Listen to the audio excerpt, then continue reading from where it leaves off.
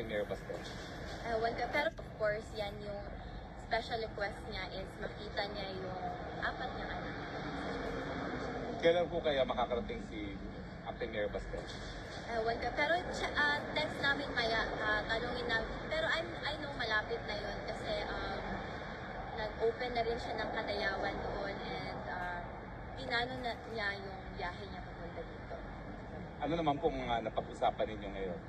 Actually, no, I was the latest to arrive today. Pagdating ko, as I entered the room, si Manong Pulong nandun nakaupo sa sahig, nagmamasahe na ng paa. As usual. Kasi nag-crash course talaga siya ng masahe, di ba? So, sabi niyo, isog guy ni, pero he has a big heart for his family. So, ayun, pagpasok ko, nagmamasahe sa papa namin si Manong Pulong, and then, si VP naman, she was briefing him sa mga updates sa mga kailangan niyang malaman. So, we talked a bit about politics kasi, syempre, that's his interest. Sinabi ni VP about yung mga ghost projects. Flood control. Flood control Anong project. sabi po ni Tatay Dico? Ayun, madami siyang tanong about it, but of course, may limits din sa pwede namin pag-usapan doon sa loob. And then, he shifted to family matters. Mga bilin niya sa amin magkakapatid. Of course, may instruction siya sa bawat isa, especially kay Manong as the eldest son. Pero sabi naman namin na, di bale, hintayin mo na lang si BM Sebastian kasi papunta na rin siya. And so, you can instruct us na sa mga bilin mo sa amin.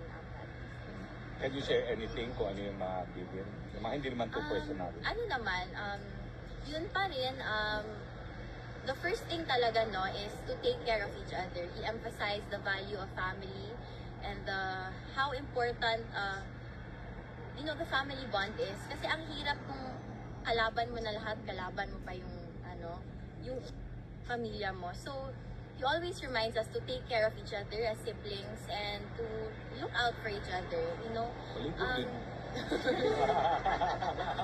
Uy, ang tinudana, no, kay wala ko kaligo na po dron kay sabayan ako si Papa para ganado siya kay Duha mo may ligo.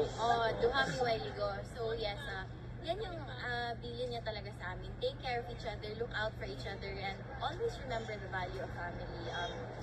Do not stray away from his teachings. Kung ano yung mga sinasabi niya, yun yung dadalhin namin hanggang. And do your thing, love. Do my thing. Hindi mo daw kailangan ng signature. Okay. Kaya mo daw yan. Okay. With the marching order, we'll do it. Ibig sabihin po niyan, dapat matanggal na si Pangat. Anyway.